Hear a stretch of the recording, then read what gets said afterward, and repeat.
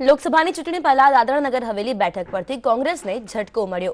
કોંગ્રેસના નારાજ દિગ્ગજ નેતા મોહન ડેલકરે કોંગ્રેસથી છેડો ફાડ્યો છે। દાદરા નગર હવેલીમાં અપક્ષ ઉમેદવારીની જાહેરાત કરી છે। સાયલી ખાતે કાર્યકર્તા સંમેલનમાં તેમણે જાહેરાત કરી। દાદરા નગર હવેલીમાં હવે ત્રિપાંખીઓ જંગ જામશે। અગાઉ પણ તેઓ અપક્ષ ચૂંટણી જીતી ચૂક્યા છે। મહત્વનું છે કે પીએમ મોદી સાથે સ્ટેજ પર ડેલકર જોવા મળ્યા હતા, જ્યારે લાલ ડુંગરી ખાતે રાહુલ ગાંધીની સભામાં તેઓ गैरहाजिर रहा था। मैं बाद में सहमति लूंगा। यह चुनाव में आपकी सहमति आपके सामने जो 89 में मोहन डेलकर अपक्ष चुनाव लड़ा था वही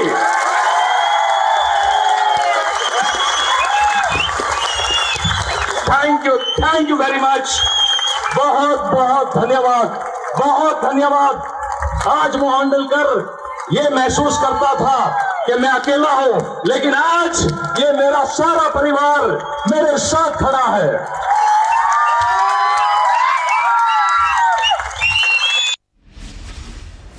तो आज मामले माहिती आपशे संवाददाता जावेद खान। जावेद, शुं कहेशो? दादरा नगर हवेलीथी कोंग्रेसने વધુ એક ઝટકો મળ્યો છે। મોહન ડેલકરની જે નારાજગી છે તે સામે આવી રહી છે। આની પાછળનું શું કારણ છે અને હવે શું થઈ શકે છે?